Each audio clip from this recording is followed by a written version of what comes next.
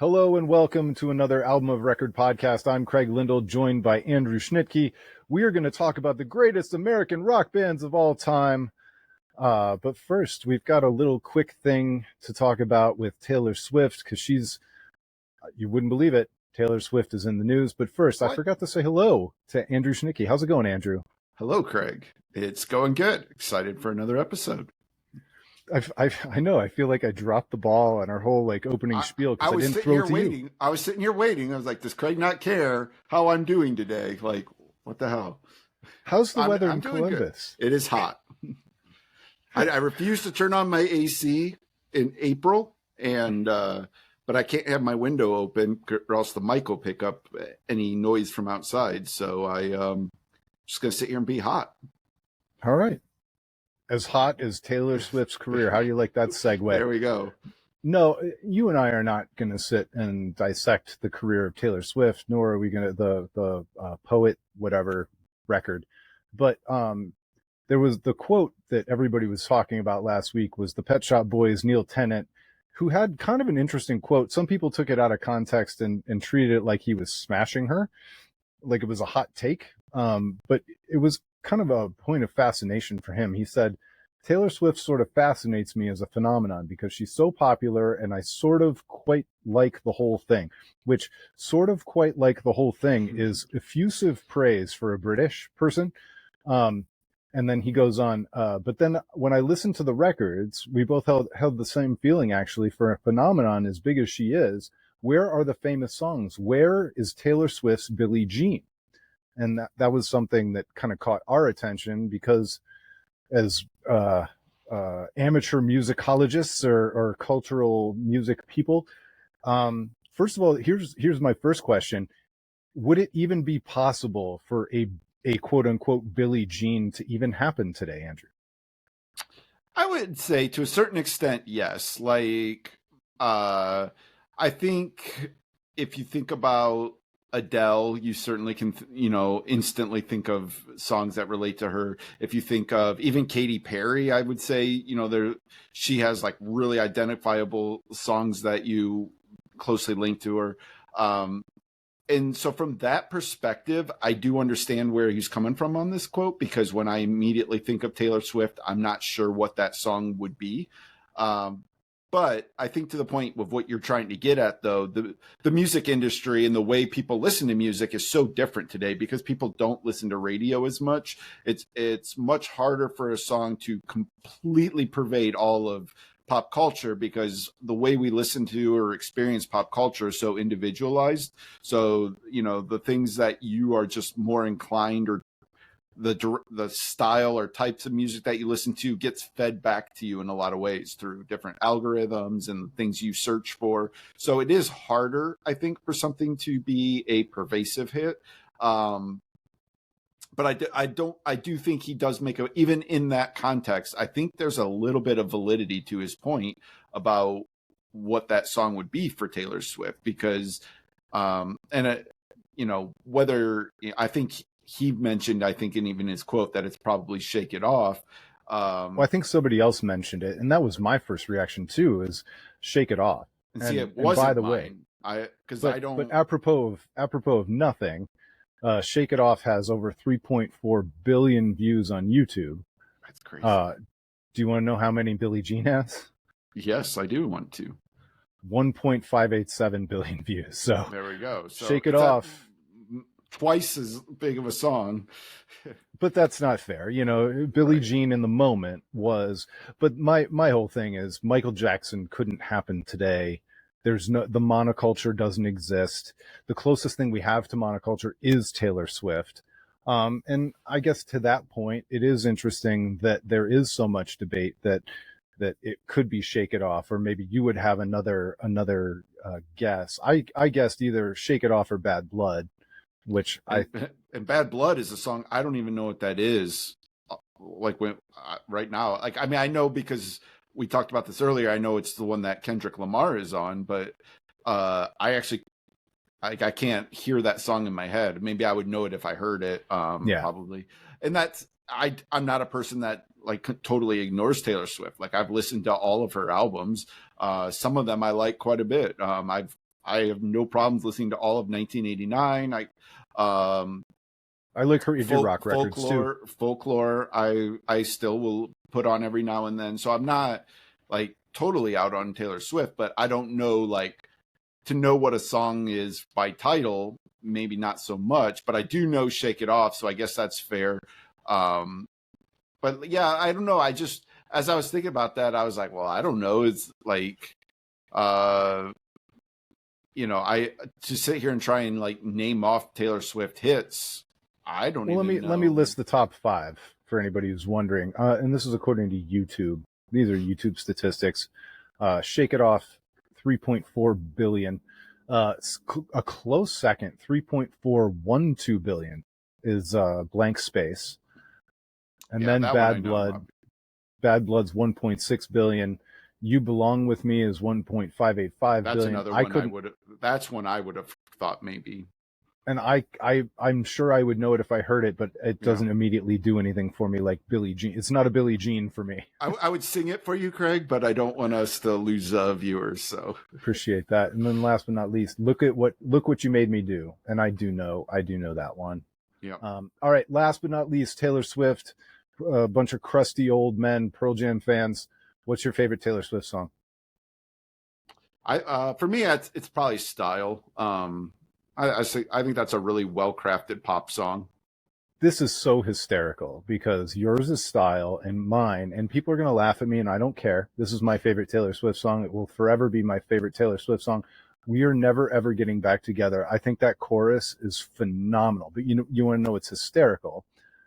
Style is number 7. We Are Never Ever Getting Back Together is number 8. You win, Andrew. There we go. Yes. I win the Taylor Swift game. You beat me. But yeah, go ahead. It's just, I can see where some people would hear that quote and take it as an insult, but I don't think there's anything. Nobody is questioning or doubting Taylor Swift as the premier artist of our time. I don't think anybody would doubt or question her influence, her power.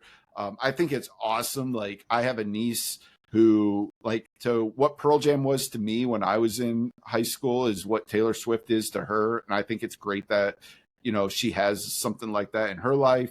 So I think, like, she may not have like a singular hit song that's like immediately where you're like, that's the one, but maybe that's also partially just a testament to how many different hits she does have, how many genres she has crossed. She started as a country artist, goes into pop, then goes into the sort of like folk leanings that she's been doing. She's sort of covered like all this area. She's had hits in all of these areas. She's been successful. And her latest record is a Lana Del Rey record. So. Yeah, there you go. So I said to you, she's unique in that she's sort of always been in front of her own music. Like, she's never sitting in one place for too long. She's able to chart her own path, and the success, the adulation, all that, all just seems to follow her wherever she goes. So I don't think that he was trying to put her down with this. I think he was just making an interesting and compelling point that she doesn't have what Billie Jean was to Michael Jackson. And that's fine. No, but what she does have is the same amount of fame that she cannot possibly walk through an airport. Not that she ever would. She could not possibly walk down a New York City street without security. She is the mania, the Beatle mania, the Michael Jackson mania.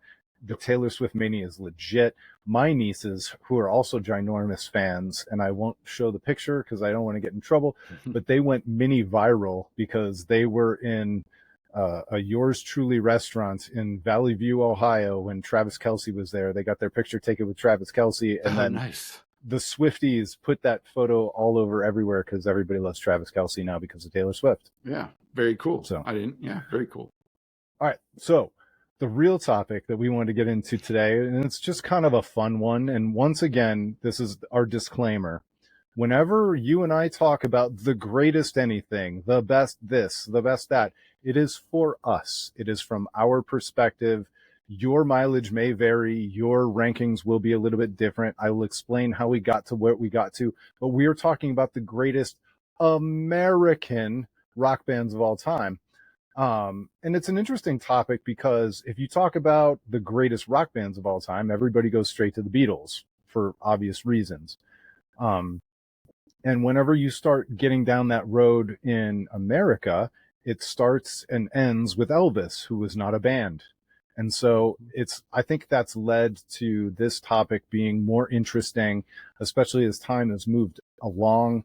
One of the things before we get into our list and how we got to all this kind of stuff, one of the things that I realized while we we're putting this together is it was really hard to put into context some of the greatest American rock bands from the 60s and 70s before you and I were born, even though we kind of grew up with their music because they were on CD. And unless you were actually there for the Taylor Swift mania of the Doors or Crosby, Stills, and Nash playing giant festivals in Woodstock. I saw the Woodstock movie, but that doesn't tell the tale, does it? No, you're definitely right about that. To understand the cultural impact, it's very hard to do when you're not inside the culture. Now we can read books, we can look at anecdotal evidence through album sales, which absolutely mattered at that time. We can take just thinking about like the sort of iconic status through different imagery we've seen, whether it be Rolling Stone covers or different articles and interviews we've read. We can get a sense of it, but having not lived through it, you're definitely going to experience a little bit of our bias as we talk about this, because it is going to be more biased for more recent bands, I would say, probably, than ones that existed before our time. Okay, I'm going to give it a couple seconds here because I had my screen's blanked out for a second and came back. Everything came back, so I think we're still good, and it looks like everything's still uploading, but I'm a little bit paranoid right now. But I thought we would go through kind of the top 15.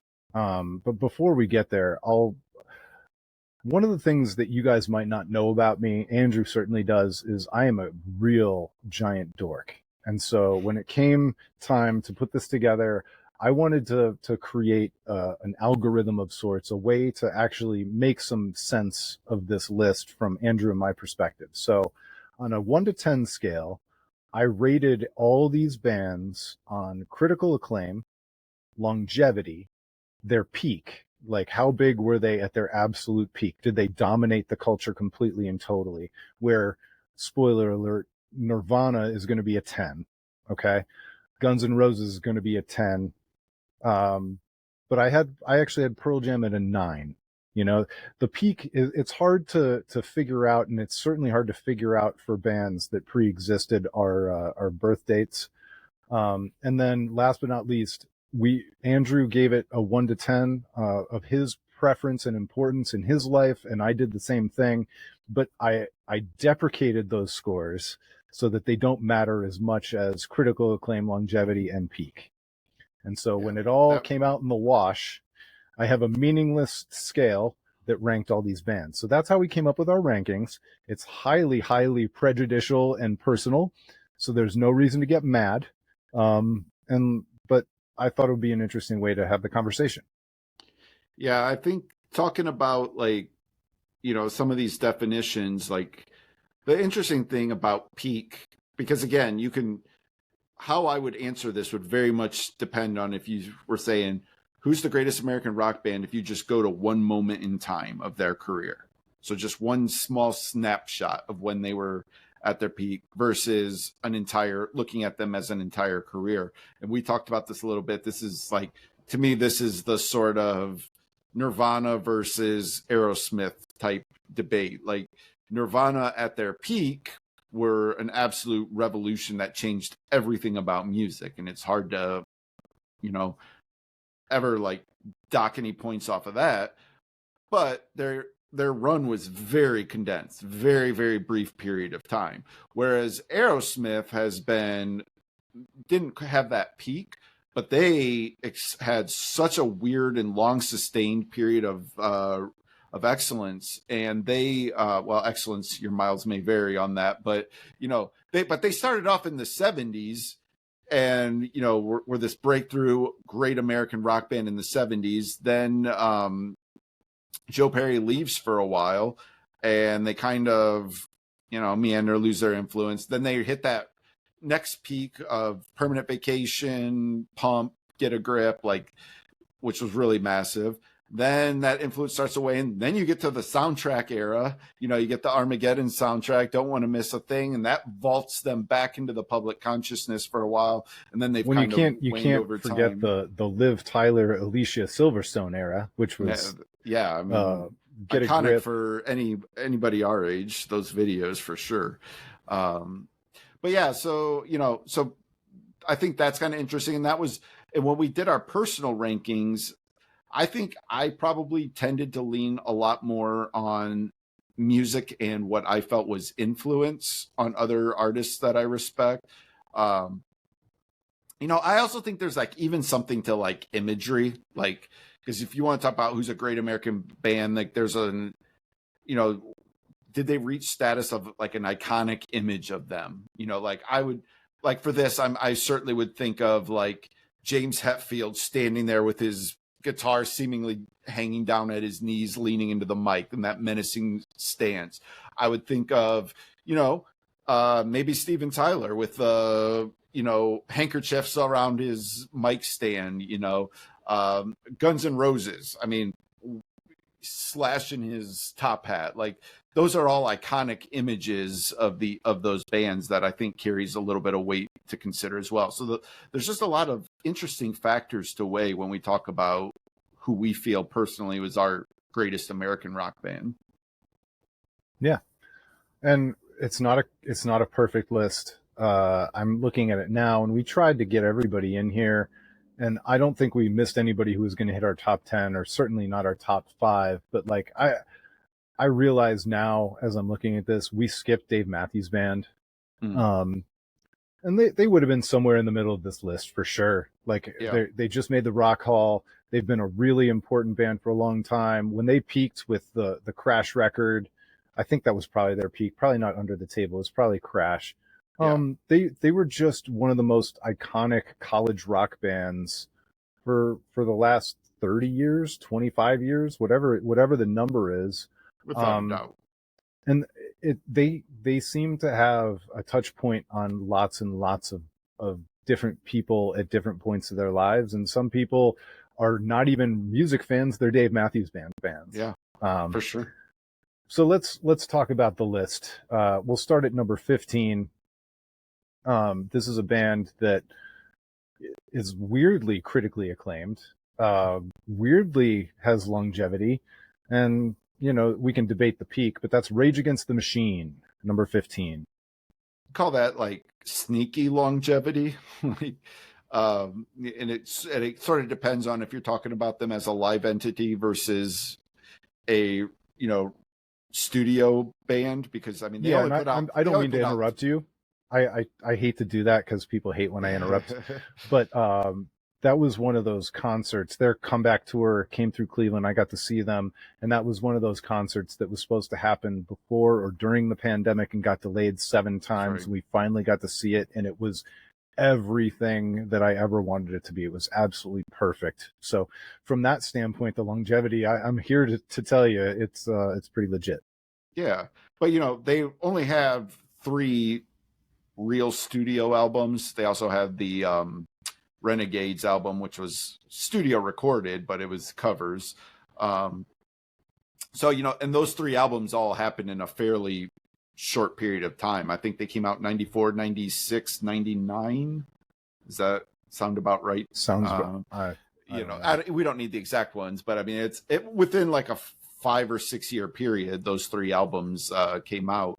And I remember the delay between the first record and the second record felt impossibly long as a fan while I was waiting for it.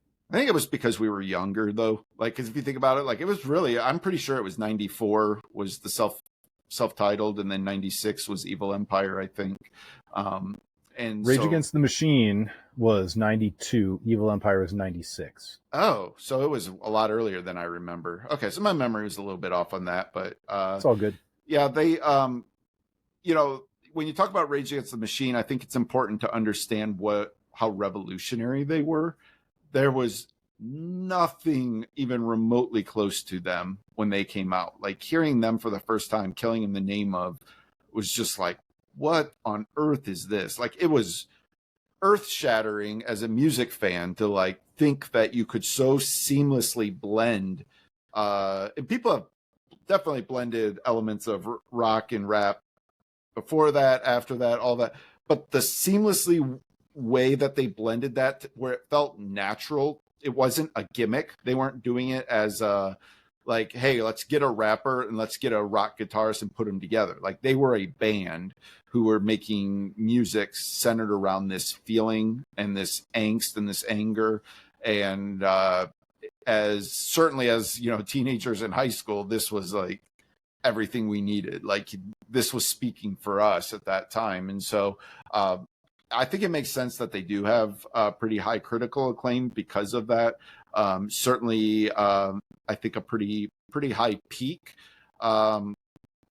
I would just say that for me, the thing that hurts them in my book was mostly just the lack of studio album. They didn't write a lot of songs in the, like, comparatively to a lot of these other bands that we're going to talk about. They all wrote a lot more songs than Rage Against the Machine. Yeah, my first exposure to Rage was the Freedom video, and I've seen them live twice, and it's two of the greatest shows I've ever been to in my entire life. And so I've, in a weird way, even as the band has been kind of quiet in terms of the studio and even has taken long breaks from performing live, the longevity of that material, where it doesn't seem to lose favor, it doesn't seem to lose steam in the culture. And I think there was a couple of years ago, I volunteered at my son's, they didn't call it a talent show. It was called a variety show, because talent shows are competitions. Variety shows are just displays of talent. Yeah, whatever. Variety show. So I volunteered at the variety show, and one of the kids played guitar, and he could shred a little bit. He was, but that was what he was showing off. And sure enough, he's playing a riff from Rage. And I remember the parents going, well, he's not singing it, so is he allowed to play the riff from the song that we know has all kinds of...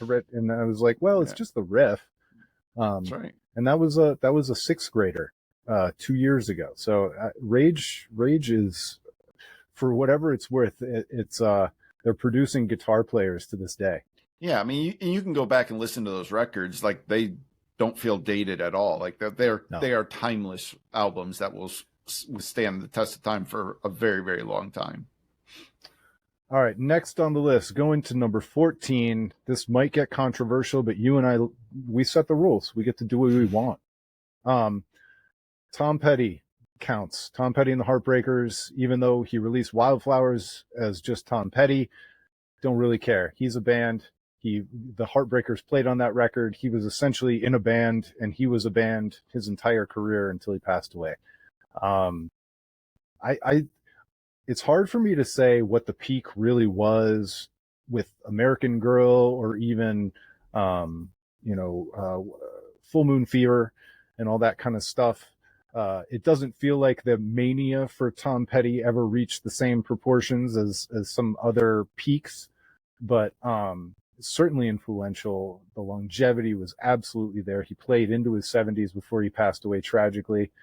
How many people pass away tragically in their 70s? But Tom Petty did. Yep. And so he's number 14. Yeah, so Petty for me is a little bit of an interesting one. I am much more of a hits guy with Petty than I am somebody who can, like, recite, specific albums. I never really sat down and listened to a lot of Tom Petty albums, but when I was in high school and they put out that greatest hits album, like, everybody had that greatest hits album. I mean, it was just massive. And so I do think he's extended across a lot of generations. And that's when you talk about influence. Has a massive influence on Americana and that soulful American music. Like, he is the spirit when you talk about American rock bands. Like, he is that, like, spirit of that. And, you want to talk about influence, like, we can talk about, we love talking about Pearl Jam here, and the Petty influence on Eddie Vedder's solo album was huge. That was everywhere. But then that even carried over to a song like Wreckage, where they were definitely leaning on Pearl Jam's new album. The song Wreckage, they really leaned into the Tom Petty on that, which I loved. I thought it was fantastic. It's my favorite song on that album. So I think it's cool that he has a lot of influence and he's so revered. Like I don't know that I've ever heard a musician have anything negative to say about Tom Petty. That voice is iconic. So yeah, I think this is a pretty fair spot for him to land in. Especially for us. I always liked Tom Petty. Probably, I've referenced this a lot, but back in the old days when liking an artist was one thing, but if you liked them enough to part with money to buy their disc, sometimes you were just happy enough to hear them on the radio. And so I was always happy enough to hear Tom Petty on the radio. And then a friend of mine passed away at 17 years of age, and his older sister played It's Good to Be King at his funeral. And that turned me into one of the biggest Petty fans of all time. So, I mean, the time and place, sometimes even weird situations are the gateway into an artist and let you realize just how powerful they are and how great they are. And I think I kind of had taken Petty for granted before it actually truly touched my life. You know what I mean? Yeah, for sure. Next up, I feel like we already did this one. We already talked about it. Aerosmith and Lucky Number 13. Yeah, I don't know how much more I have to say than what I already said about Aerosmith, but I certainly think, when I first heard Permanent Vacation, and mind you, this was long after it was already out, I didn't come to Aerosmith until Pump. I'm pretty sure Jenny's Got a Gun was the first song Jeannie's Got a Gun was the first song that I really clung on to. But then I went back and got Permanent Vacation, and that's the album to this day that if I'm going to listen to Aerosmith, I go back to and listen to that one. I think Aerosmith is a better band as a hits band. Like the big ones, greatest hits album which is their later, just the greatest hits of their late stage of their career after Joe Perry came back. Is phenomenal, just beginning to end, just outstanding. The string of hits they pulled off on that era is just unbelievable. And so for that reason, I hold them in pretty high standing. They certainly have the longevity. They had pretty solid critical acclaim.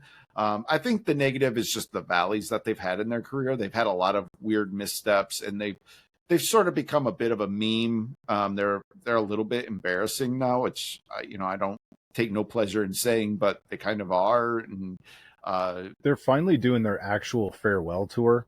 And it kind of makes me mad that IndieCast already jumped on the bit that their record from 2004 has the most embarrassing record name in the history of recorded music.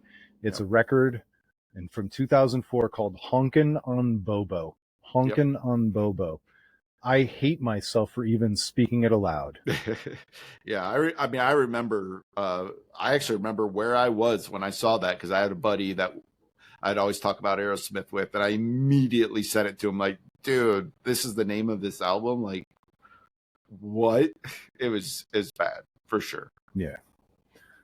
All right. Next up, number 12. Again, remember the rules. We decided we get to make our own rules. Prince played with the New Power Generation. He played with the Revolution. He was essentially always in a band, even if the personnel behind him changed. Yes, he was the principal songwriter. He was the star. And honestly, I think if anybody thinks that it's okay that we included him on the list, they're going to think we ranked him too low. That's a good point. This is one that you and I probably diverge on a little bit in terms of preference. I'm not. It's one of the biggest divergences between us. Yeah. Where I ranked him importantly for me, and it was one of the biggest gaps between my importance and yours. Yeah, I really have very little connection to Prince. certainly I know Purple Rain. I remember what was that song? Was it Seven? Is that what that song was called? Yep. I remember that song being big when I was in like grade From school. the Diamond and Pearls record. Yeah, what? Yeah. So I know some Prince songs. I'm certainly aware of Prince and his his sort of status, the way people he is very highly revered by people for both his guitar playing and his singing. Certainly, when you talk about icons, he's got an iconic imagery. The way he dressed and the way he presented himself. He had a certain aura about him. So I understand all of that, and so I don't take any exception to where he stands in terms of critical acclaim and things like that. Where I sort of, but it was my preference, and my preference is just not very high for Prince. I'm just not a big Prince guy. Well, and I certainly wasn't on it at the beginning because you and I were very young when he was really, really big and hitting his first wave. But When Doves Cry, Kiss, Raspberry Beret, Purple Rain, Little Red Corvette, 1999, Let's Go Crazy. Let's see. Oh, he wrote Nothing Compares to You for Sinead O'Connor. Yeah, that's a good one. And then for me, even though I don't think I was in the demographic, I absolutely loved the Diamonds and Pearls record. I had it on tape. It was dangerous. He had the Get Off song. He performed on the MTV Video Music Awards with his butt hanging out of his pants. That's right. Which just was so shocking and crazy. And I just loved the I don't give a shit about anything attitude that there was something about him that was beyond just music or beyond just the art. You want to talk about iconography. Was it goofy when he took his name away for trademark reasons and was just the symbol? Yes, it was all weird. But he literally became an icon. He literally was an icon. And I was just entertained by it all. I loved it all. So for me, he became really important much later on. And by the way, I stand by the fact that him performing Purple Rain in the rain in Miami at the Super Bowl is the greatest Super Bowl halftime performance of all time. Certainly one of the most memorable. Yeah. All right. Next on the list, this band has turned into a big love 'em or hate 'em, almost like their longevity is starting to work against them. It's one of those things that I think people have stopped appreciating just how great they were. We're talking about the Red Hot Chili Peppers, one of the longest ranking, multiple iterations, and still kind of strangely consistent lineup considering all the trials and tribulations and exits and re-entries of John Frusciante, the guitar player. But Red Hot Chili Peppers, Andrew. So you say love them or hate them. I loved them and now I hate them. When did you love them? So Blood Sugar Sex Magic, Californication, those two albums for sure I absolutely love.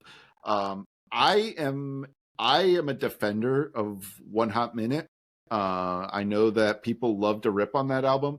I think it's a good album. I had no problem with One Hot Minute is something that I loved so much. It was the first time I ever got published. I reviewed it, and it was in the youth pages of the Cleveland Plain Dealer. I read 4 Rolling Stone reviews of different records, and I aped the entire structure, and I wrote a review of One Hot Minute. Nice. Yeah. And that's one that, not to get too deep into the weeds on this, but everybody kills Dave Navarro for that album. And I'm telling you, Dave Navarro is not the problem with that album. No. And we don't need to get into it, but I have problems with Flea on that album. I have problems with Anthony Kiedis on that album.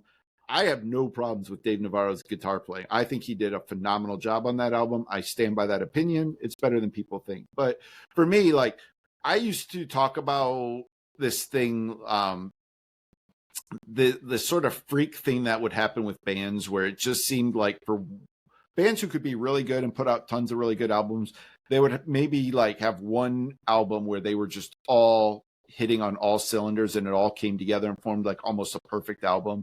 And that's Blood Sugar Sex Magic for me. Like that, to me, that's a perfect album. I mean, it's maybe a little long now these days to listen to, but that album was so, again, it felt revolutionary to me. I don't remember, and this is where I need to talk about my bias. I don't remember the pre-Chad Smith Red Hot Chili Peppers very, very well at all. So I'm not going to focus too much on their earlier stuff, but I know that early stuff was hugely influential on a lot of people. Jack Irons came out of that, who went on to become a Pearl Jam drummer, so that was cool. But really for me, it really started personally with Blood Sugar Sex Magic. And so then, like, they did like Stadium Arcadium was fine. By the Way was fine. Like they put out some albums that I just thought were okay.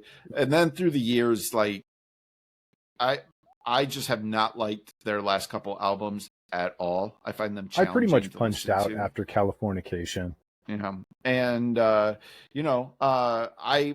have some issues as well with sort of the way things went down with Josh Klinghoffer in that band as well. I think he got a little bit of a raw deal in the way that he was forced out of that band, but that happens. So they all seem good. When I saw Pearl Jam at Madison Square Garden, and Josh Klinghoffer was playing there. Josh Klinghoffer, who played and sang Purple Rain for Pearl Jam at that show, and then Chad Smith came out of the audience and played drums on Rockin' in the Free World. So it seems like everybody's cool. Oh yeah, I mean, look, Klinghoffer landed on his feet all right. Like, yeah, don't get me wrong, but yeah, I don't know. So like Red Hot Chili Peppers, to me, they had a pretty high peak, but not the longevity of excellence. They had longevity. They've been a band forever, but they can still sell out whatever they need to sell out. Absolutely. So I think they definitely are fitting on this list. I have no problem with them being on there, but I don't have much interest in Red Hot Chili Peppers today, personally. I think it's kind of perfect that they're at number 11. They're just outside of the top 10. Seems about perfect. Yeah. All right, you get one choice. You have to choose one Red Hot Chili Peppers song for the rest of time. You only get one. What do you choose? Oh my gosh. Oh man. And I'm only asking you because I have an answer. If you want me to go first while you think about it. I think I am probably going to go with Under the Bridge because I just loved that song. When the first time I heard it, I have strong memories of that tied to my childhood. It was a song that I loved learning to play that on guitar. So I say for me, that's probably the song. It's a cheesier song, but I really like it. Yeah, I there's a time where I would have chosen that one. That's certainly the one that brought me on board. I love a lot of songs from that record. Could Have Lied. There are a lot, but I have one choice, and it's Soul to Squeeze from the Coneheads soundtrack. Can I change my answer? Oh, yes. That's such a good pick. Dude, the percussion on that. Oh, it's so good. This is the best thing about the Coneheads movie. Yeah, there you go. All right, we're finally into the top 10. All right. Our top 10. All right, number 10, REM. So I love this band. Definitely one of my all-time favorite bands. I think they're interesting from the perspective of the arc of their career, starting as a college band, becoming like indie rock darlings, and then blowing college up. Rock. They predated indie rock. Yeah, for sure. And then they blew up into this stadium or arena band. They were one of the biggest bands in the world for a while. And then even like, when Monster came out, they were kind of loosely connected to even the grunge movement a little bit. Like people talked about them in that same sphere. Michael Stipe was great friends with Kurt Cobain. Like they were able to relate to that as well. And in terms of just influence and how highly revered they are by everybody, they definitely rank up there. Where they probably hurt a little bit is the amount of what people would immediately be able to rattle off as like, what's your favorite REM album? I think not a lot of people can name probably that many REM albums. But you and I can. Oh, but I I'm not can sure everybody else I, can. I can go really deep on REM But albums, but I don't go earlier than Green. I start at Green, and I pretty much stop at Monster. I mean, they stopped at Monster essentially. oh, Um, see, like their last album, Collapse Into Now, is a easy top 4 REM album for me. I think that band went out on such a high note. But even like but I thought you know that makes Accelerate you a was super fan. yeah, well it does, and I'll fully admit that that's my preference. I have them ranked pretty high, just because I think they were an incredible band for a very long time. But in terms of critical influence and things like that, that period is probably a little bit shorter. Yeah. So for me, I mean, obviously, Losing My Religion is by far their biggest song, their biggest moment. It just took the country by storm. Never Um, has a mandolin sounded cooler than Losing My yeah, Religion. that's one of those songs that got played so much when you and I were there in that moment that, like, I honestly hated that song for a while, and Hmm. only now, years later, with some distance from it being played 3 times an hour every hour, that I can really actually appreciate, and I can actually hear that song again. There, there's a phenomenon that people our age and people older than us will understand about these songs being overplayed to the point where you really couldn't hear them for what they were anymore. They were Yeah. almost representative of something else. Um, and so you lose the sense of quality and love that might have brought you into them to begin with, because radio, like Runaround by Blues Travelers, like that too. There's a handful of those songs that were undeniably great songs, but man, they just got worn out. Losing My Religion is one of those songs. I think Everybody Hurts didn't get overplayed to the same degree, but it became a parody of itself almost, as people referenced it in the culture, and it became something else. But for Do you me, remember? the You remember power of, when you remember that song in My So-Called Life? Does that resonate with you? When they, yes, yeah, like that was such an iconic moment. Like that again, back in an era when everybody experienced television and pop culture together. That was like a huge moment. but for me, all music that becomes powerful to me is all about personal stories. And I just remember the summer that in the youth activity center, when we were listening to Automatic for the People, and somehow, some way, night swimming became the unofficial theme of the summer. And whenever that one came on, everybody's mood came up, and we all just kind of like swayed to it and loved it. And it, it was a kind of place where older kids, teenagers, early 20s, worked at the place. And then as younger teenagers, we were hanging out there. And so we were kind of infatuated with the tastes of those people. And they kind of led the charge. And the 2 songs of the summer, I think it was Automatic for the People, specifically Night Swimming, and then Tom Cochran's Life is a Highway. And those were, that just I remember defines the that one. summer. I remember that one. Yep, Um, definitely a summer song. so REM coming in at number 10. Number 9. This one has a chance to change, has a chance to go up, might even have a chance to go down, because they're still active. We'll see how it goes, but I think I can justify this one. I'm making apologies for it already, because I think some people might take issue with it. But at number 9, I've got Dave Grohl's Foo Fighters. Foo Fighters is one that gets a lot of credit in terms of longevity. They have put out so many really good albums for a very long time. Where they really hurt, in my opinion, is the peak. I don't view them as a band that really had a super high peak. I don't even necessarily know what the peak even is per se for Foo Fighters. They sort of have a lot of albums that kind of are nebulous mesh, like they can run together. It can be hard to remember what songs were on what album. Like they were kind of just doing their thing for a long time.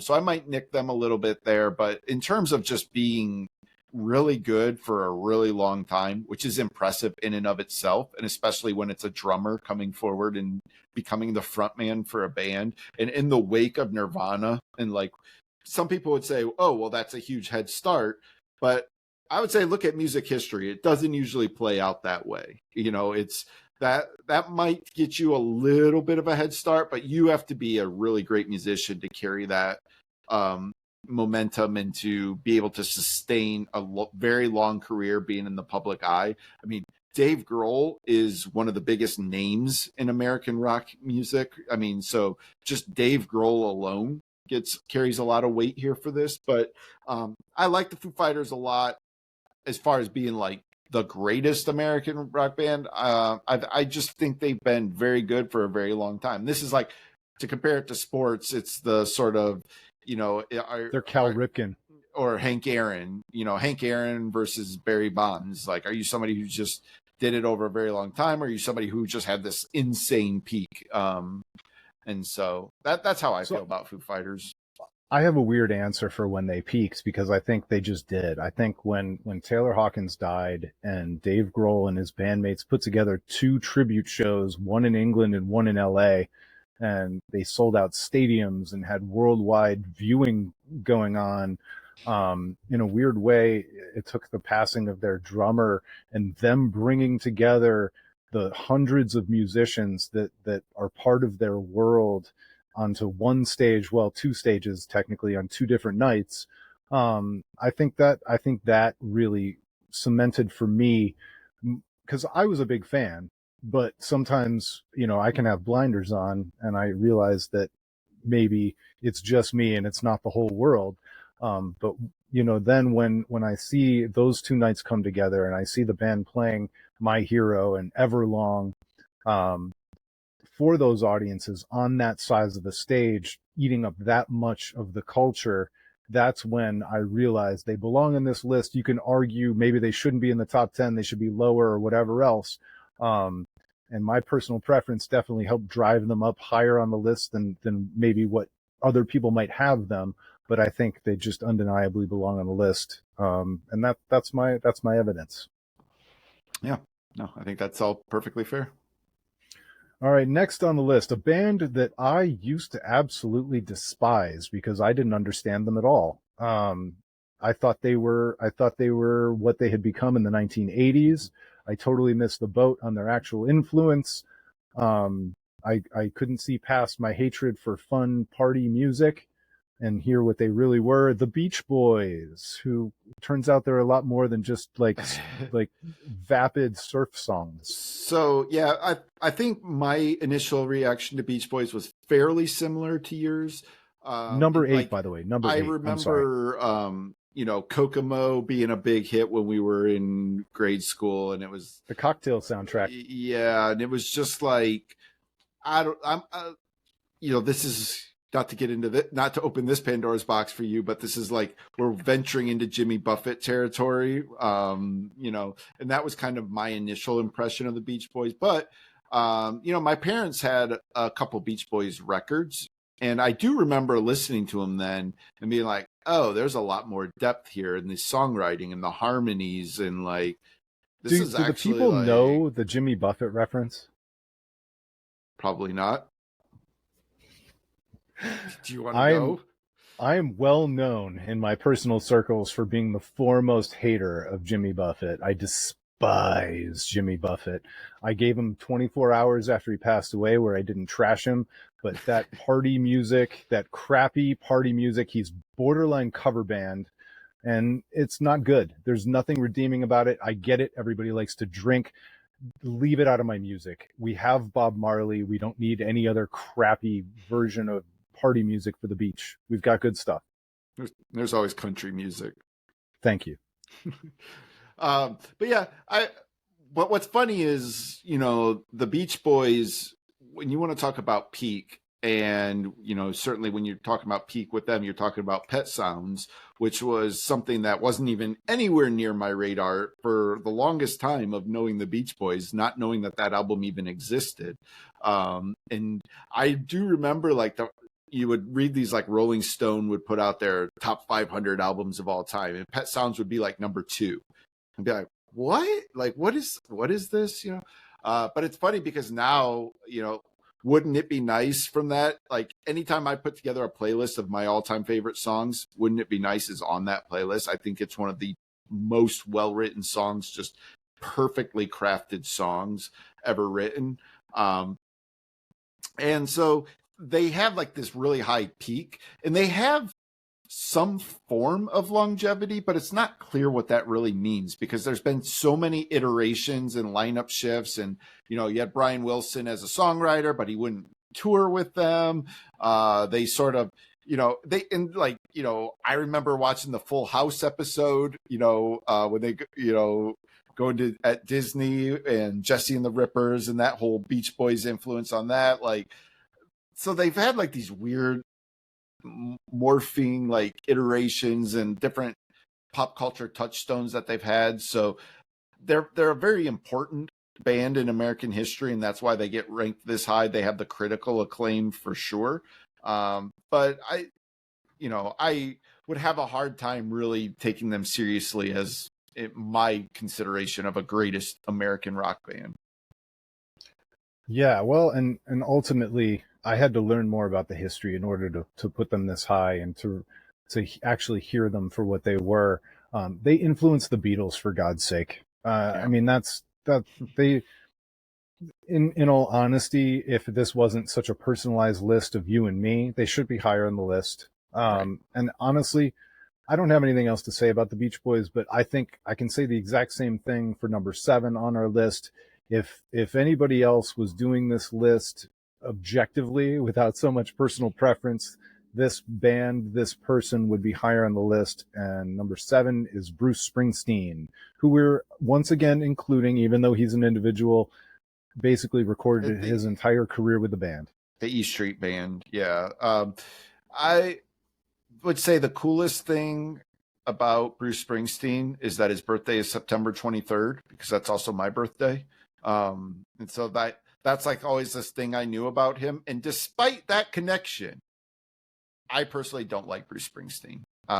So I'm not going to really talk. What do you not like about him? I don't know. Like, there was always to me, he always felt a little too on the nose. The whole ho-hum, pull him up by the bootstraps. This is the music for the American working man. Like, it all felt a little contrived to me. And that's not to say it is contrived. This could totally be a me thing, and I accept that. And the reason he's so high on this list is, like, I cannot argue with the critical acclaim, the longevity, the peak, the way so many people feel about Bruce Springsteen, the influence he has had on so many musicians who I respect and admire. So I'm not here to trash Bruce Springsteen. I'll just say I personally just never found his shtick, if you will, all that appealing. Yeah, no, I get it completely. And I think a lot of it has to do with our age and how much we missed, because I'm very good friends with a recording engineer. He's like one of my best friends, and he just turned 60 a couple of years ago. So he's much older than we are. And the way he talks about going to see that first tour when Born to Run broke, and the way Bruce Springsteen owned basketball arenas, and they were ready to pop, just completely pop open, like a popcorn thing that you cooked on your stovetop. And so without those stories, without a firsthand account of somebody who I know and trust and love, I never would have ranked him this high. But it led me to believe that I don't know what I don't know when it comes to Bruce Springsteen. So even as I'm not a big fan, and I don't care that much, if I never heard another Bruce Springsteen song, I would be okay. I know that it's just a blind spot for me. I will say this for the E Street Band too, in terms of talking about some of these ones that are questionable if they're an artist, solo artist, versus a band. Whereas I couldn't tell you anybody else in the Heartbreakers. I couldn't name any musician who played with Prince, you know people in the E Street Band. Steven Van Zandt, Max Weinberg, like there are the big man, Clarence Clemens, even though he's passed away. You know, there's easily identifiable members of the E Street Band. And so in every way, when you talk about Bruce Springsteen, you are talking about the band because they are a key part of forming that sound. So I wanted to give a little respect there too, that I have no qualms with Bruce Springsteen being on this list when we're talking about bands, because I can't, in no way do I envision Bruce Springsteen independently from the E Street Band. They are so interconnected. And by the way, you could say we're not going to talk about them. They're not on our list. But you could say the same thing about Dave Matthews Band, Carter Beauford or Buford. I never know how to pronounce his name. I don't know either. You know, Boyd Tinsley is no longer with the band, and different people have left or passed away. But that band, that's a band. Was known for sure. Yep. Next on the list, which is really funny that everybody considers this a band with no problems, no equivocations whatsoever, and because it is a band name, but it's essentially just one person with a rotating cast of characters. Number 6 for us, our list is 9 Inch Nails. I would arguably, and maybe it's not even arguably, say 9 Inch Nails are less of a band than the E Street Band is to Bruce Springsteen and Prince. You know, I'm just trying to think, like, certainly like Robin Fink is pretty connected to 9 Inch Nails. He's played guitar on a lot of albums and tours, or more so tours, I guess, than albums. I'm trying to think who else you would even like closely identify. I always identify Josh Freese, who's now the drummer for Foo Fighters, but he drummed for A Perfect Circle. He drummed for Devo. I mean, who hasn't he drummed for? Yeah, exactly. So, you know, so it is a little bit weird from that perspective. But I will say, in terms of, you know, an iconic imagery, a status, being an institution of standing for something, like when you immediately hear 9 Inch Nails, you have images that pop in your head. Now that might be slightly different for different people, but like for me, like I definitely vividly remember them playing in the mud at Woodstock 94. Like that's a huge thing. The immersive stage shows that they've put on, and definitely like, you know, the Downward Spiral being an absolute music institution, Closer being a song that was everywhere when that song came out. One of the most iconic alternative rock songs from the entire era was Closer. And Absolutely. you just mentioned Hurt. And then when Johnny Cash, I don't like the Johnny Cash version, but when Johnny Cash did the version of Hurt, that exploded that one into the main culture again. Yeah. If you've got Johnny Cash covering you, like, you know, like you have a cross-cultural influence and impact. And so, you know, 9 Inch Nails are going to get high rankings from me on a personal preference scale as well. They're one of my absolute all-time favorite bands, or, you know, so to me, this makes sense. I could see some people thinking this is a little bit high for them.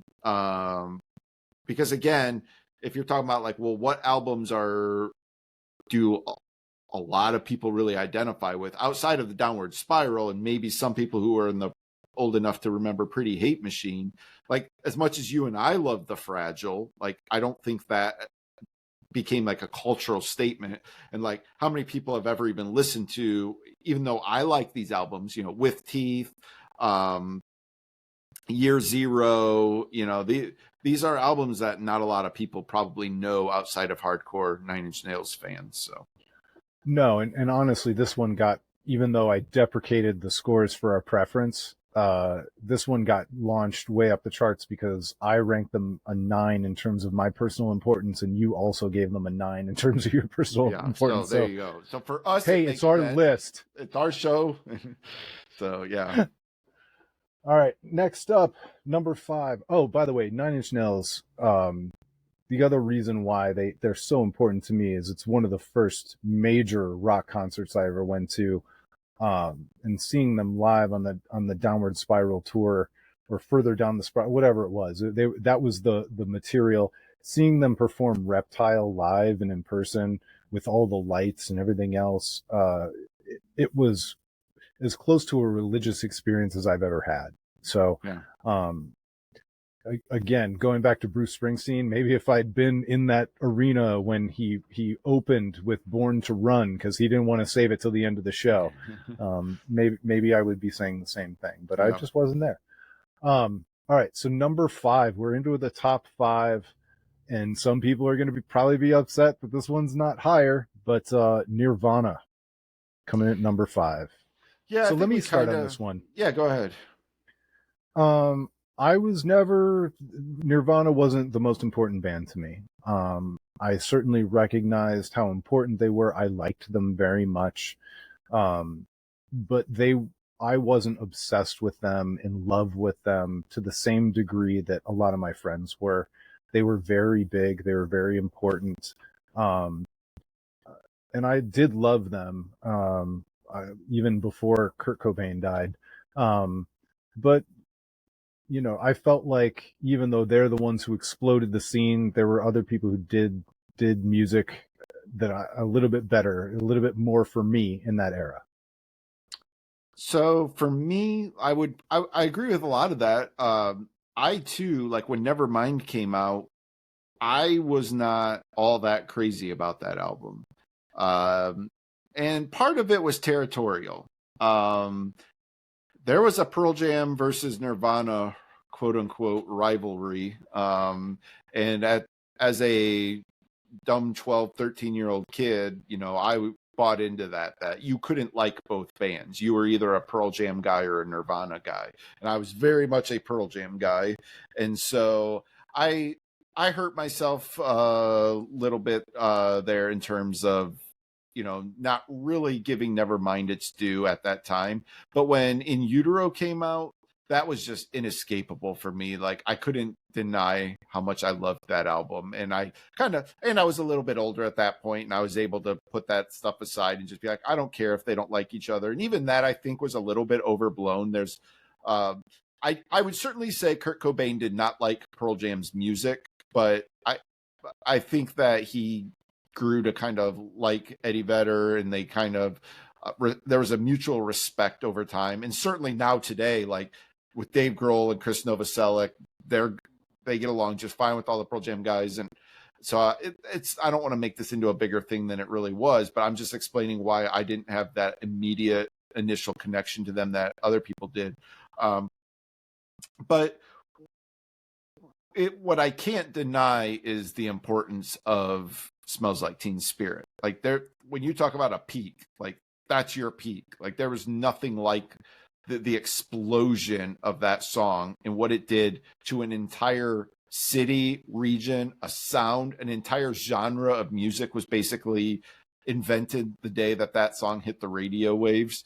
There were bands who came before them, yes, but from that era, there were certainly quote unquote grunge bands. There was things going on in Seattle before that, but that's what brought it to the masses and makes them so important. And so it's undeniable that in terms of that peak, and again, there was, I'm never one to want to glorify, like the drug aspect of it, but you want to talk about your stereotypical rock star, like Kurt Cobain had so many attributes of that. He was mysterious. He had drug use. He was in the headlines, but he also was a charismatic personality.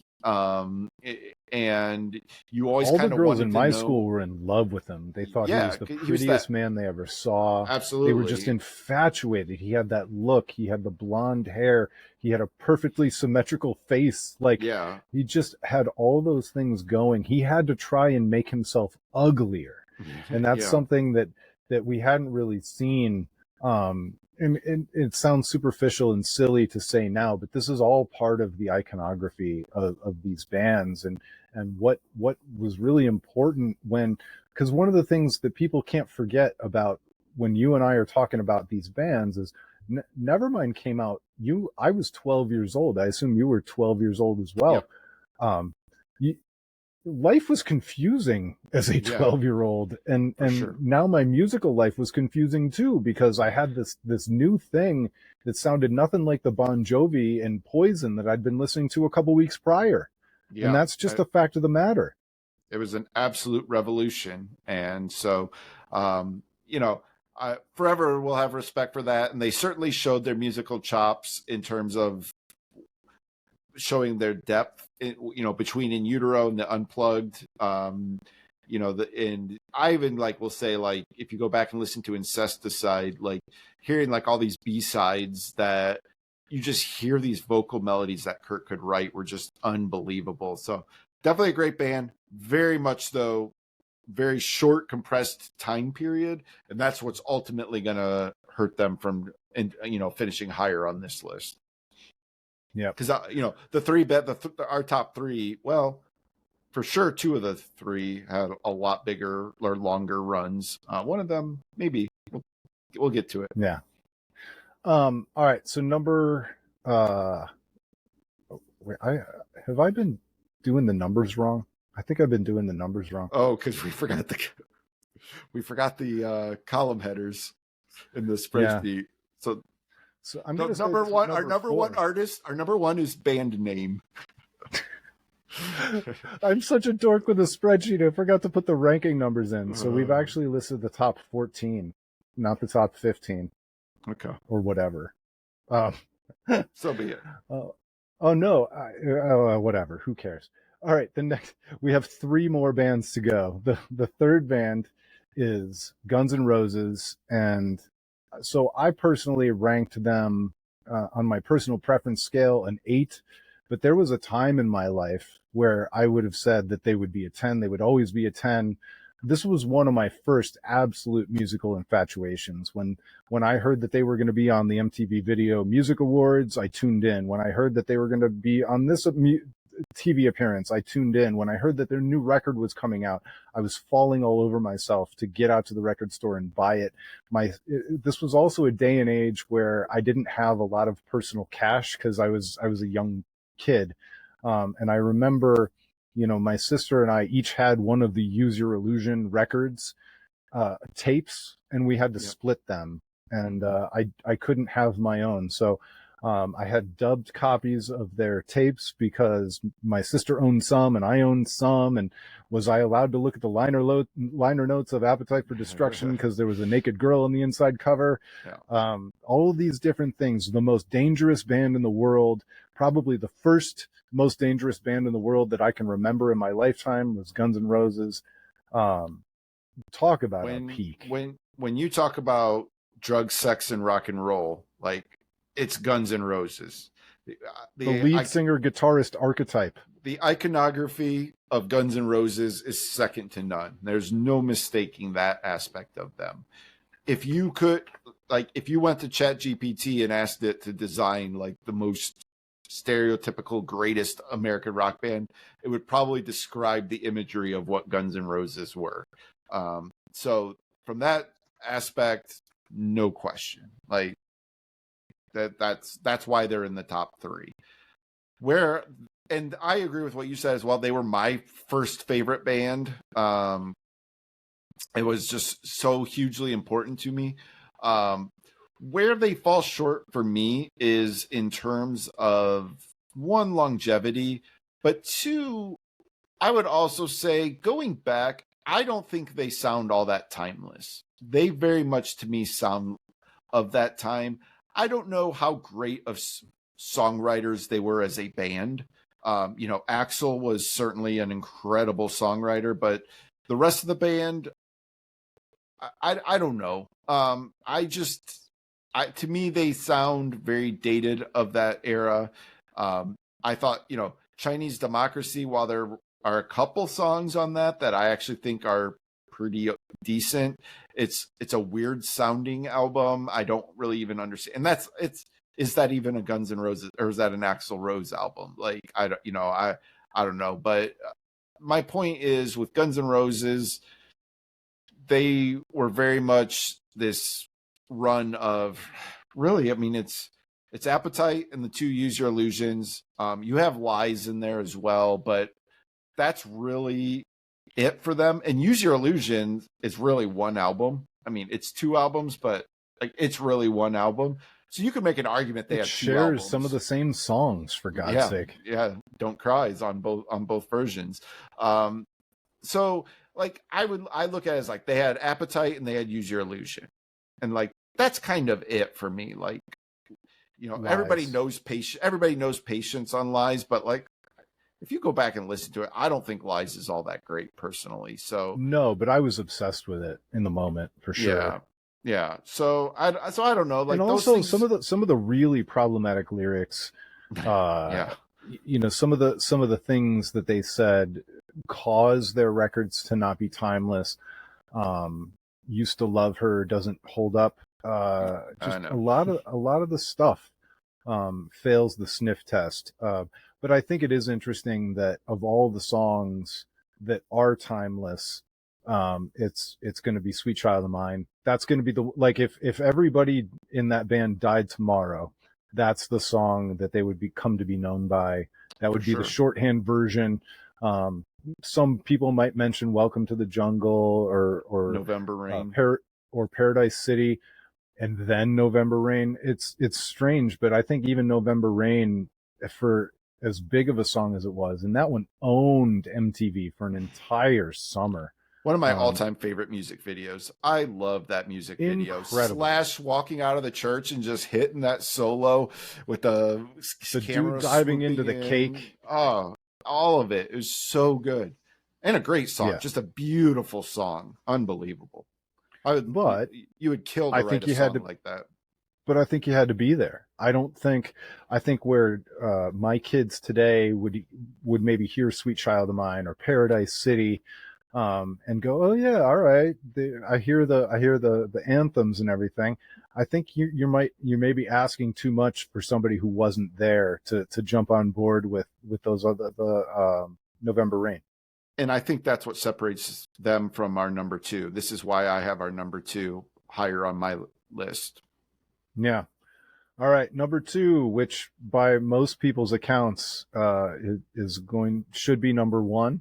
And we'll also tell everybody who number 1 is. Number 2 is Metallica. And I'm going to start here. Yep. Metallica, I believe, is the last great rock band that should have played the Super Bowl halftime show, but has not. I think it's a missed opportunity, but probably will never happen because they will expect Metallica to pay for the right to play the Super Bowl halftime show, and Metallica's not going to do that because they don't need to do that. They sell out every show they ever play anywhere ever. So shockingly stable lineup for Metallica. You know, a couple different bass players. One passed away, and then one changeover. Certainly, I don't technically we had Dave Mustaine too. So Dave Mustaine started, and then they got Kirk Hammett. But other than that, completely stable lineup. And I don't think there's any debating the peak. The peak is the Black Album. I'm not a big Metallica guy, but I am a Black Album guy. You know, even still, I would tell you that my personal preference for Metallica is a 7. That's pretty high for me. Considering I don't really honor their entire catalog or anything like that. But it's just, that's a deference. That's a recognition of how powerful and important they are, even if they're not my favorite thing. So I'm a lot higher on Metallica than you are. But I think Metallica undeniably ushered in the popularization of heavy metal, the thrash metal. You know, there's all kinds of elements and subgenres within metal, but without Metallica, I'm not sure how pervasive metal ever really becomes in pop culture. But what's really interesting to me about Metallica then is, you know, you peak with the Black Album, which, you know, there are Metallica fans who would wholeheartedly disagree with this. Obviously, people who come from the Kill 'Em All, Ride the Lightning, Master Puppets, and Justice for All, like people who lived and died with those albums, the Black Album was something of an affront to them. And I understand that now, but I can only go by my frame of reference, and you certainly can't deny culturally in American culture what the Black Album was. I mean, how many copies of the Black Album were sold? It's got to be like 20 million. Like, it's well, just crazy. for reference, I'm looking at the biggest. Okay, hang on. Let me look up the YouTube stats. The biggest songs on YouTube for Metallica. Number 1, Nothing Else Matters. Number 2, Enter Sandman. Number 3, The Unforgiven. Number 4, One. Number 5, The Unforgiven again. And then we get to Whiskey in the Jar. And then Enter Sandman again. Yeah. Sad But True. It's the Black Album. I'm sorry. Yep. Those other albums are great, but their moment is the Black Album. And what's really interesting too about Metallica is, even though, they did some kind of monster documentary, and they became sort of a little bit of a joke to a lot of people. I mean, it's an embarrassing documentary. I actually give them a ton of credit for actually putting that out. They knew, and they just said, this is what happened. This is who we are. So I respect them for that. But do you think there was anything kind of like liberating and freeing about releasing that documentary? It very well probably was. I mean, it's hard to say because there was so much turmoil in the band at that point. But maybe it was like a catharsis that they needed to let that go and let that out there, because they definitely have seemed happier as a band since that came out, which is sort of ironic because you would maybe think the opposite would have happened, but it sort of galvanized them together as a band. But they've had some interesting, like, Death Magnetic was kind of a album of them trying to like get back to those thrash roots. Their last 2 albums, I think, have actually been quite solid. Really, I wouldn't know. Both of those albums I've listened to from beginning to end and really enjoyed them quite a bit. But they really had a bit of a revival through Stranger Things. Master of Puppets being used in the last season of Stranger Things, and that became a big hit for a while there. And like the Spotify stats blew up for it, and they were introduced to a whole new younger generation even still.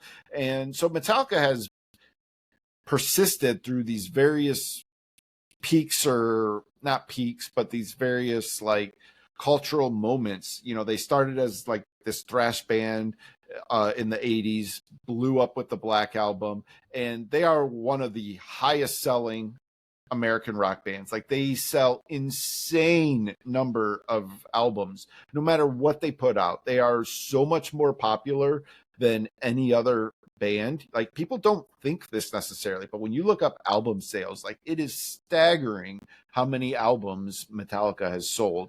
Metallica has sold more than 125 million albums worldwide, with over 67 million records in the United States alone. 56.3 million albums since 1991. Yeah, so this is just a massive band. Here's a question for you. How much did Metallica end up, even if they were correct in the end, how much did they end up hurting their standing with the whole Napster MP3? Absolutely. Killed them. It killed them from like a huge section of their fan base who felt betrayed by it. And I remember there being the pictures of them shopping at Gucci and coming out with like these high-end stores, and they had the, like, it was like these dudes like with the sweaters wrapped around their neck, like, Lars and his art collection, and going to tennis clubs and all that stuff, so it definitely hurt their image there for a while, for sure. But I still think they stand throughout this test of time of a band that just influenced so many artists, so many fans. They had so much power, influence. They were so cool. Like, I mean, they were just like, they were dark, mysterious. Like, it was such like a iconic. Again, I just can immediately see when you think of Metallica live. If there was if you like, you talk about like Jerry West being the silhouette of the NBA logo. If you asked me to make a silhouette of a rock star, like to me, it's James Hetfield. I play my guitar like I always like take my strap as low as I can make it because of James Hetfield. Like it would make me a worse guitar player, but because I can't like reach all the way down here, there. I But thought it was because you were a to, big Blink 182 fan. no, man, it's no, dude, it's James Hetfield. Like James Hetfield, like that's the silhouette of how I would want a rock star to look. And so, yeah, to me, it makes perfect sense that they're here for us because of who we're going to get to here in a second, who I'm sure everybody already knows if they've watched any of our other episodes. But I think a lot of people would say Metallica is actually probably the greatest American rock band. All right, number one's Pearl Jam. We'll see you next week. Thanks for listening. Peace out. No, if you need us to talk about Pearl Jam, you haven't been listening to the show. And as we sit here talking to you right now, we've got 3,994 current subscribers to the channel. So I think a fair amount of you know that we love Pearl Jam. This is a lot of personal preference, obviously. I'm going to give you a minute to talk about Pearl Jam if you really need to. But I think we should end the podcast talking about the one glaring omission that I kind of added while we were talking, and just see where we think they should have been on the list so that people don't scream at us. All I'll say about Pearl Jam, that because I'm not going to try and retread a lot of things I've said already, but truly, Dark Matter has solidified. It was such a revelation of what a great late era Pearl Jam album could be. And when I think about 10 coming out in 1991, and here we sit in 2024, and I'm listening to a Pearl Jam album, geeked out, I'm buying merch. I bought a ticket to go see them live off the aftermarket because I got shut out from buying from them. But I'm inspired by this band again. I feel like a teenager again in how I feel about this album. And that to me just took that longevity stance of it and put it over the top. I will say, though, that their peak as well is sort of underrated. I think people overlook today how huge and influential Pearl Jam was the day Versus came out. When Versus came out, I would say that was their peak in terms of power, influence, and status. It broke Use Your Illusion's record for most albums ever sold in a week. It launched them as the biggest band in the world. They had surpassed Nirvana at that point in terms of the most popular band in the world. It was massive. And so they have the peak, they have the longevity. So let me add on to your peak there, because you and I have talked about this before. It's Yes versus and when they played the VMAs and played Animal, and then introduced an entire new generation to Neil Young. They used their platform to prop up one of their heroes in the middle of their peak. That right there, that was putting it all out there on the table and saying, "Hey, everybody, look how big ours are." Yep. Yeah, and they did their thing. They've stayed pretty true to who they are. I have issues with their fan club, yes, but the band themselves, I just really love and appreciate like that they are musically and ideologically mostly the same band that they've always been. And I think to do it for that long and to still be able to put out an album as strong as Dark Matter, that's why they're my number one. All right, the band that I forgot that I don't think they would have cracked our top 5. They certainly wouldn't crack my top 10 per se, but I think they should have been talked about in the top 15. Green Day. Not really my cup of tea. I certainly like Dookie casually, as everybody did in that moment. I've been more of a singles guy with that band over the years. They were never enough of one of my favorites where I bought their records. I don't think I've ever bought a Green Day record, now that I think about it. And by the time I really started to pay a little bit more attention and I felt a little bit more yearning to listen to it, it was the streaming era, and I could just go back for my Sure. monthly charge. But there's no denying their entry to the world. There's no denying their cultural impact. There's no denying their longevity. American Idiot became a whole second act, and they still persist to this day. So I feel like omitting Green Day was an error on my part. Yeah, I would agree with all that. And your part. You did it too. I did. You're taking the blame as well. And I deserve more of the blame because Green Day is actually a very important band to me in my life. Green Day was not the only gateway, but certainly one of the largest gateways into punk for me. And this is why I get so angry when people talk about, oh, Green Day's not a punk band. I hate that stance so much. That is a form of gatekeeping that drives me nuts. Gatekeeping. But Green Day introduced so many people to punk music, and I think, and I only gatekeep around Jimmy Buffett. Yeah. So. But no, I bought all their albums through American Idiot. I jumped off board after American Idiot, and I liked American Idiot when it first came out. I kind of got tired of it over time, but everything they did after that has not really been for me. Although I will say their newest album is better than I anticipated. I still haven't listened to it. That's the nicest thing I can say about it. But there's no denying the size and power. Yeah, and the influence again of like American Idiot, like that was such a huge cultural album. They turned it into a Broadway play, I think, right? Didn't they? Yep. I never saw Broadway it, but, musical. But so hugely important band. So they definitely should have been. I should have remembered that we didn't have them up there for sure. And I'm sure we forgot other bands. This has been Van our Halen. longest. We didn't forget them. They're just too far down on the list, not worth talking about in my world. No.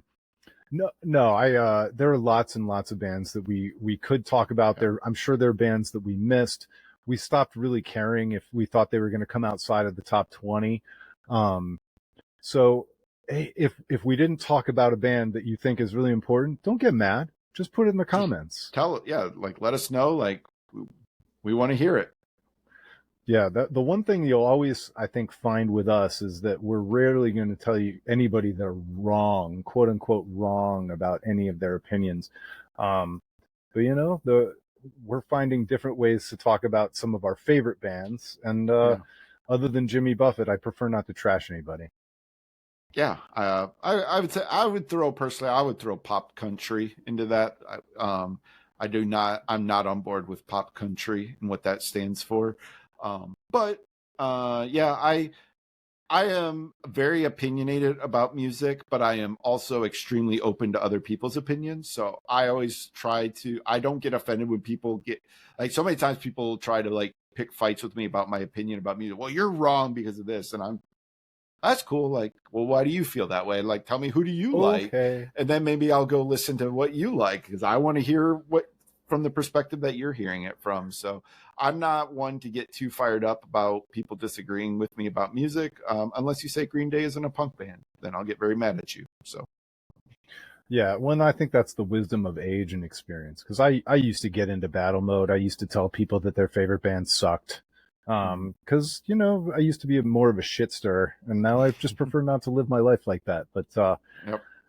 Hey, man, we appreciate you guys hanging in for this long of an episode. It's probably the longest episode we've ever done. But, that's a record that's waiting to be broken as well, because we love talking music. So thanks so much for listening, everybody.